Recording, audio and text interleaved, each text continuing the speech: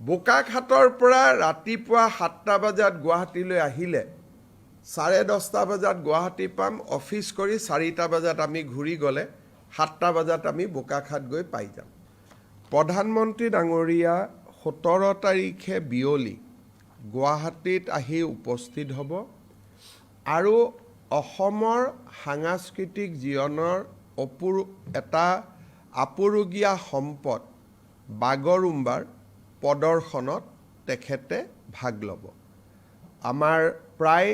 8ৰ পৰা 10,000 শিল্পীয়ে সৰুসজাই ষ্টেডিয়ামত বাগৰুম্বা প্ৰদৰ্শন কৰিব আৰু এই প্ৰদৰ্শন বা এই কাৰ্যসূচীত প্ৰধানমন্ত্ৰী ডাঙৰীয়াই অংশগ্ৰহণ কৰিব নিশা প্ৰধানমন্ত্ৰী ডাঙৰীয়া গুৱাহাটীৰ 1 নম্বৰ ৰাজ্যিক অতিথিশালাত থাকিব পিছদিনাখন ৰাতিপুৱা 11 বজাত কলিয়াবৰৰ মৌচন্দা পথাৰত তেখেতে এখন ৰাজহুৱা সভাত ভাগ ল'ব এই ৰাজহুৱা সভাতে তেখেতে কলিয়াবৰৰ পৰা বোকাখাতলৈ 34.5 কিলোমিটাৰ দৈৰ্ঘ্যৰ কাজিৰঙা ৰাষ্ট্ৰীয় উদ্যানৰ বিকল্প পথ হিচাপে এখন ফ্লাইঅভাৰ যাক আমি এলিভেটেড কৰিডৰ বুলি ক'ম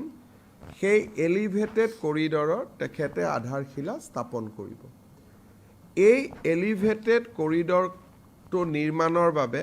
ইতিমধ্যে আমাৰ ইউনিয়ন কেবিনেটে 6,957 কোটি টকা অনুমোদন কৰিছে ৰাজ্য চৰকাৰে ভূমি অধিগ্ৰহণৰ প্ৰক্ৰিয়া সম্পূৰ্ণ কৰিছে আৰু নেশ্যনেল হাইৱে অথৰিটি অফ ইণ্ডিয়ায়ো নিবিদাৰ প্ৰক্ৰিয়া প্ৰায় চূড়ান্ত পৰ্যায়লৈ লৈ গৈছে এই এলিভেটেড কৰিডৰটো নিৰ্মাণ হোৱাৰ লগে লগে কাজিৰঙাত বানপানীৰ সময়ত যি বন্য জীৱ জন্তুৰ গাড়ীৰ খুন্দাত বা দুৰ্ঘটনাত মৃত্যুবৰণ কৰিছিলে সেই ঘটনা এক প্ৰকাৰ নোহোৱা হ'ব কিন্তু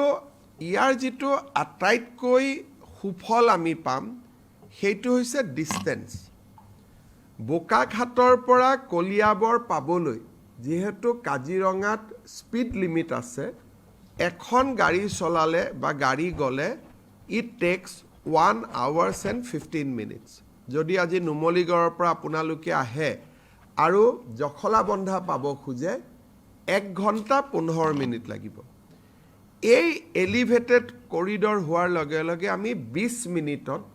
জখলাবন্ধাৰ পৰা আমি বোকাখাত যাব পাৰিম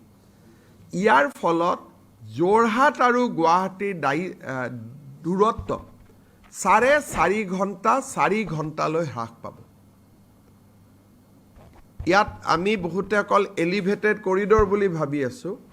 বাট এলিভেটেড কৰিডৰটোৱে ডিষ্টেন্সটো নোহোৱা কৰি পেলাব কাৰণ এতিয়া আমি তলত যেতিয়া যাওঁ আমাৰ স্পীড লিমিট আছে 40 কিলোমিটাৰ 40 কিলোমিটাৰৰ ওপৰত কোনো গাড়ী যাব নোৱাৰে ওপৰেদি যোৱাৰ লগে লগে আমাৰ 34 কিলোমিটাৰ এলিভেটেড কৰিডৰ মেক্সিমাম 22 মিনিটছত আমি পাৰ হ'ব পাৰিম কাৰণ গোটেই এলিভেটেড কৰিডৰত কোনো জাংচন নাথাকে সোঁৱে বাৱে আমি যাব নোৱাৰোঁ ই খালি ষ্ট্ৰেইট যাব আৰু মাজত কোনো ইণ্টাৰছেকশ্যন নাথাকে আৰু যিহেতু মাজত ইণ্টাৰছেকশ্যন নাথাকে গাড়ী একেবাৰে স্পীডত যাব পাৰিব ডিব্ৰুগড় গুৱাহাটী শিৱসাগৰ গুৱাহাটী যোৰহাট গুৱাহাটীৰ মাজত ই ডিষ্টেন্সটো একেবাৰে কমাই দিব বোকাখাতৰ পৰা ৰাতিপুৱা 7টা বজাত গুৱাহাটীলৈ আহিলে 10:30 বজাত গুৱাহাটী পাম অফিচ কৰি 4টা বজাত আমি ঘূৰি গ'লে 7টা বজাত আমি বোকাখাত গৈ পাই যাম যিটো ধৰণে এই গোটেই প্ৰজেক্টটোৱে আমাক সহায় কৰিব আৰু আমাৰ অসমত ইয়াৰ আগতে ইমান ডাঙৰ মেগা প্ৰজেক্ট অকল মাত্ৰ এটা ষ্ট্ৰেচৰ কাৰণে ইমান ডাঙৰ মেগা প্ৰজেক্ট এখন এলিভেটেড কৰিডৰৰ কাৰণে 6,957 crore এই আগত কেতিয়াও অনুমোদন হোৱা নাছিল ইয়াৰ উপৰিও এতিয়া কাজিৰঙালৈকে যোৱা গাড়ী বা যোনে কাজিৰঙাৰ সৌন্দৰ্য চাই পাৰ হ'ব খুজিছে তেওঁলোক গতানুগতিক ৰাস্তাটো দি গৈ থাকিব পাৰিব বহুতে ভাবিব পাৰে যে এলিভেটেড কৰিডৰ হ'লে তলৰ ৰাস্তাটো বন্ধ হৈ যাব নেকি তলৰ ৰাস্তাটো বন্ধ নহয় আজি যেনেকৈ আছে তেনেকেই থাকিব খালি ট্ৰাক কাজিৰঙাৰ মাজেদি নাযাব সি ওপৰ দি যাব বাছ বা গাড়ী কোনোবাই যদি কাজিৰঙাৰ সৌন্দৰ্যটো চাই লাহে লাহে লাহে লাহে যাব খোজে তাতো কোনো বাধা নাই ই বিকল্প ৰাস্তা হ'ব এটা ৰাস্তা বন্ধ কৰি আৰু এটা নহয় it is just A alternative road যাতে মানুহে দুইটা ৰাস্তা ব্যৱহাৰ কৰি থাকিব পাৰে